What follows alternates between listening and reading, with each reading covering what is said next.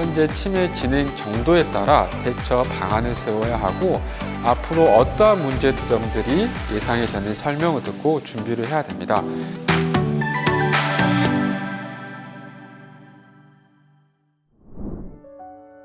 안녕하세요. 기억드림 정신건강학과 의원 원장 김남준입니다. 오늘은 치매란 무엇인지 그리고 치매의 단계별 증상에 대해 알아보겠습니다.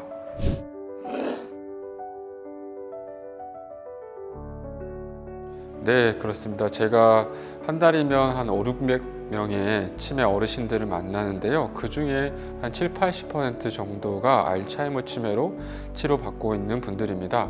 실제로 전체 치매 환자의 약 70% 정도가 알츠하이머 치매로 진단이 되고 있고 치료를 받고 있습니다. 네, 알츠하이머 병의 정확한 발병 기전과 원인에 대해서는 정확히 알려져 있지 않지만 뇌에서 베타 아밀로이드라는 독성을 가진 작은 단백질이 과도하게 만들어지고 뇌에 침착되면서 뇌 세포에 유해한 영향을 주는 것이 이 발병의 핵심 가설로 알려져 있고요. 그리고 뇌 세포의 골격 유지에 중요한 역할을 하는 타우 단백질이 과인산화라든지 뇌 안에서 염증 반응, 그리고 뇌세포의 산화적 손상, 콜레스테롤이나 인슐린 관련 이상이라든지 그리고 뇌세포 안에 있는 미토콘드리아 기능의 이상들이 뇌세포 손상에 기여하면서 뇌가 작아지는, 즉 위축이 발생하고 기능이 떨어지면서 생기는 질환입니다. 이런 알츠하이머 병이 있으면서 기억력을 포함한 인지기능 영역에서 두 가지 이상이 생겨 일상생활 수행 능력이 저하되었을 때 알츠하이머 치매라고 부릅니다. 네, 맞습니다. 저희가 흔히 치매라면 알츠하이머 치매이지만 치매는 많게는 발병 원인에 따라 60여 가지로 나눌 수 있습니다. 근데 이제 임상적으로 크게 알츠하이머 치매, 루이 소체 치매, 전두추 치매, 혈관성 치매, 파킨슨 치매 등으로 분류를 합니다. 이런 다양한 치매는 발병 원인과 발현 증상에 따라 분류하는데요.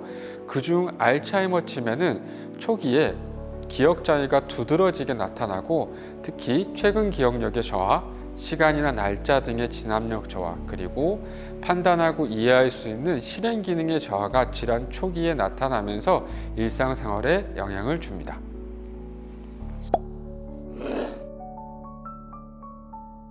모든 치매가 치료가 안 되는 것은 아닙니다. 몇몇 특정 원인에 의해 발생한 인지기능의 저하는 원인들을 제거하면 인지기능 회복을 기대할 수 있습니다. 예를 들어 알코올 사용 장애로 인한 인지기능의 저하라든지 비타민 B12나 엽산의 결핍, 그리고 갑상선 기능 이상, 그리고 수두증으로 인한 인지기능 저하, 즉 치매가 왔을 때 이런 원인 질환들을 제거하고 우리가 치료를 하면 인지기능이 호전될 수 있습니다.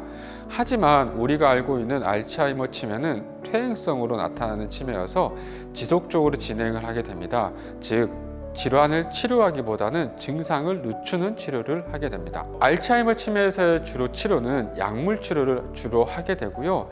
이 약물 치료가 주는 효과는 치매 진행 속도를 늦추는데요. 대략 1년에 3에서 4개월 정도 늦추는 걸로 알려져 있습니다.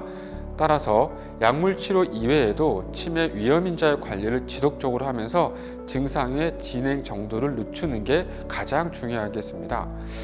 최근에는 질환을 늦추는 치료가 아닌 병리 자체를 줄일 수 있는 치료가 개발되었고 FDA 승인을 받아 한국에도 올해 말 정도면 이 주사 치료를 맞을 수 있는데요. 이 주사 치료는 현재로서 약 25% 정도 질환을 줄일 수 있는 효과가 있다 알려져 있고요. 하지만 치료비가 워낙 비싸서 그 실효성은 좀 더 지켜봐야 할 것 같습니다.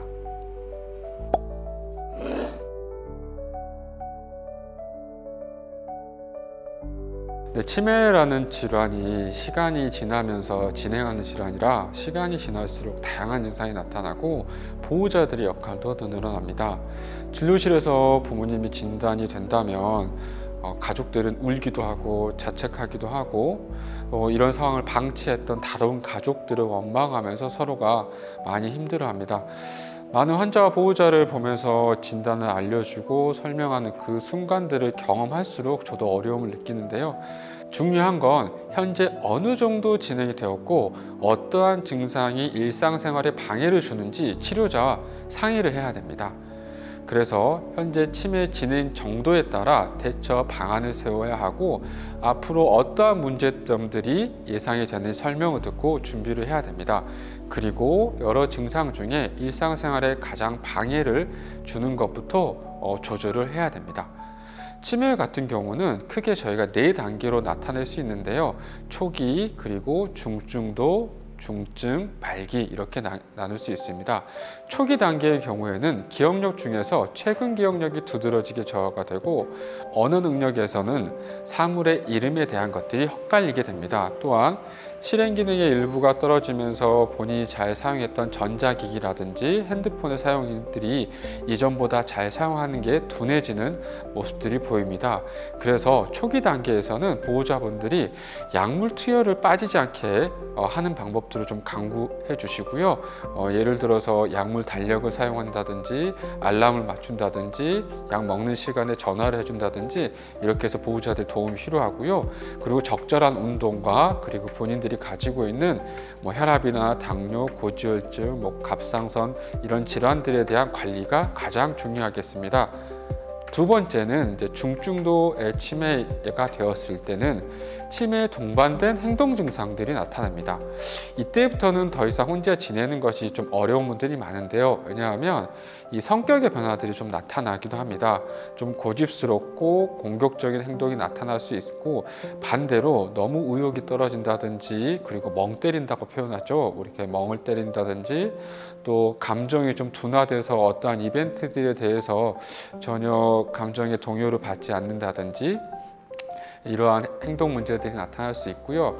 또 최근 기억들이 더 떨어지면서 자신의 물건이 없어졌을 때 누군가 자신의 물건을 가져갔다는 의심을 이때부터 하시게 될 수 있고요.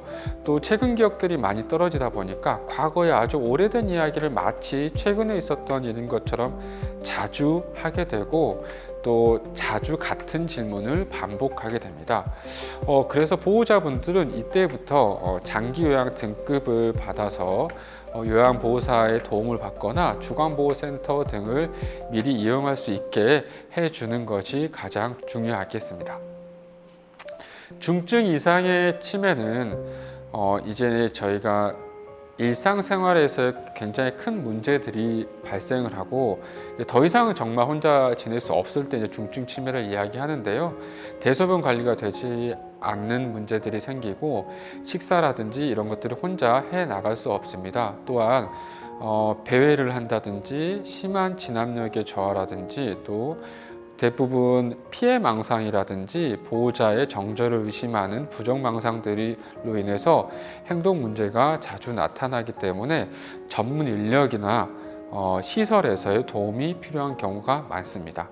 말기 치매는 마지막 이제 단계인데요. 인지 기능이 아주 어린 아이와 같은 수준이 되어버립니다. 그래서 모든 일상에 도움을 받아야 하고 운동 기능도 많이 떨어지기 때문에 거동이 되지 않는 분들이 많습니다. 그래서 대부분 준와상이나 와상 상태로 침상 상태에서 지내는 분들이 많고요. 이때는 대부분 요양병원이나 요양원에서 지내게 되는데 이때 이제 가장 중요한 것들은 와상 상태에서 나타날 수 있는 여러 가지 합병증을 예방하는 게 가장 중요한데요. 음식을 드시면서 흡입성 폐렴이라든지 기저귀 케어를 하면서 요로 감염이라든지 계속 오랫동안 누워 있으면서 욕창이 생긴다든지 이런 것들이 잘 생기지 않게 관리하는 것이 가장 중요하겠습니다. 오늘은 치매와 치매의 단계별 증상에 대해 알아보았는데요. 혹시 영상을 보고 궁금한 점이 있다면 기억드림 정신건강의학과에 오셔서 상담을 받아보시길 바랍니다. 감사합니다.